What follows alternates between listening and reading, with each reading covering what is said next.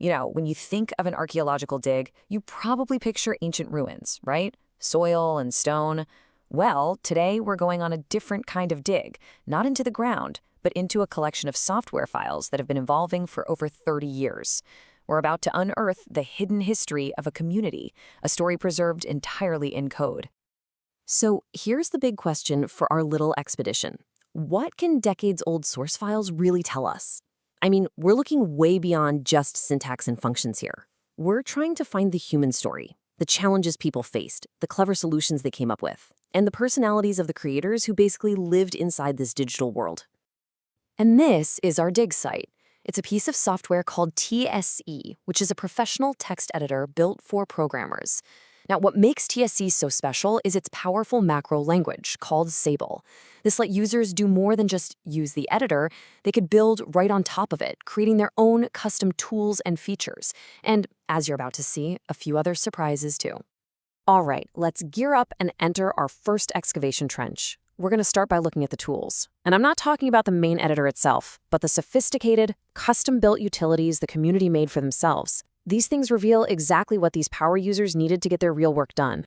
So our first artifact is a tool called CEMP Buffers. At its core, it's a utility for comparing two different files to see what's changed, a totally critical task for any programmer. But this wasn't just some simple little add-on. This was a serious piece of engineering, designed from the ground up to solve real-world problems. See, TSE already came with a default comparison tool, CMP files, but the one the community built, CMP Buffers, was just miles ahead. It was more robust, you could configure it any way you wanted, and it gave you much better visual feedback. It's a perfect example of a community not just accepting the tools they were given, but basically saying, you know what, we can build something better. And they did. Okay, digging just a little bit deeper, we unearth something even more complex, Big Int Sum. This is a complete, custom-built math library, and its whole purpose? To do calculations with numbers so massive, they literally wouldn't fit into the computer's standard memory. That's a huge technical challenge, and it just shows the incredible sophistication of the programming that was happening here. And this is where it gets really cool. We get to hear from the creator directly.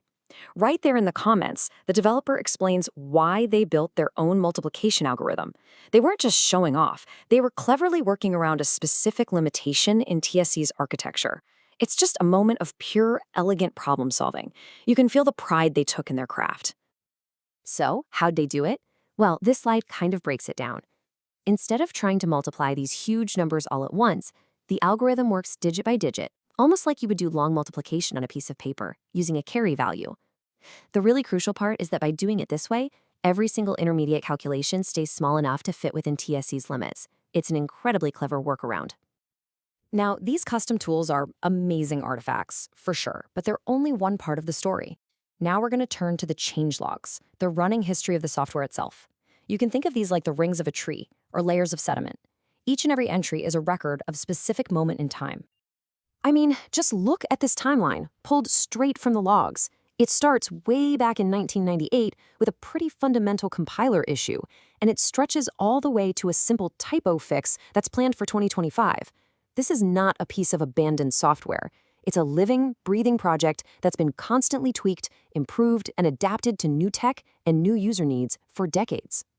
But if you really read between the lines, you start to realize you're not just looking at a technical document, you're actually reading a conversation, a long, slow, collaborative discussion between the developers and this whole global community of users who are reporting bugs, suggesting new features, and helping to steer the project.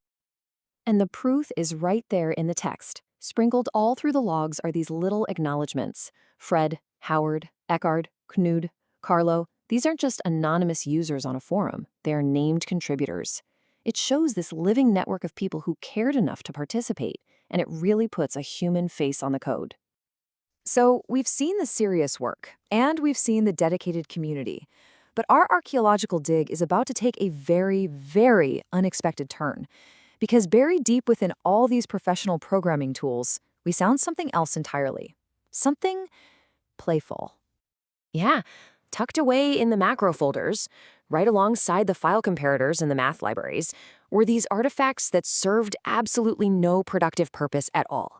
They were created for one reason and one reason only, just for the fun of it. First up, this. a fully playable version of the classic text-based game Star Trek. And the comment from the creator is it's fantastic.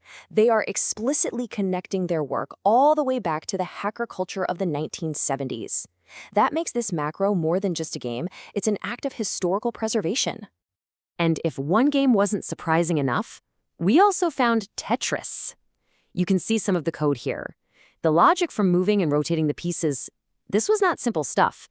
It's a really serious programming challenge, all disguised as a fun little game. And this is the payoff. All of that complex logic was created just to draw this on the screen. A fully playable game of Tetris, built entirely out of text characters. The blocks themselves are made from character 219. This is creativity thriving under constraints, and it's a perfect snapshot of the playful, inventive spirit of this community. Honestly, finding these games is incredibly significant. They prove that this software was so much more than just a tool for work. It was a space for passion, for honoring history, and for play.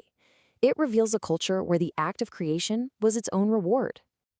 So, as our archaeological dig comes to a close, let's kind of step back and look at everything we've managed to unearth. What is the real legacy of this whole collection of files? Our dig really uncovered three big themes. First, longevity, a project that has survived and thrived for decades, which is just amazing. Second, community, a collaborative effort built not by some big corporation, but by a global network of dedicated people. And finally, creativity, a culture that valued not just utility, but also passion and play. In the end, what we found wasn't just a piece of old software. It's a living, breathing digital ecosystem. It's a testament to human collaboration and persistence, a story of a community told through changelogs, custom tools, and, even a hidden game of Tetris. And that kind of leaves us with one final thought. In our modern world of disposable apps that come and go in a flash, this project has endured. It really makes you wonder, 30 years from now, when someone does a digital dig on the code that we're writing today, what story is it going to tell?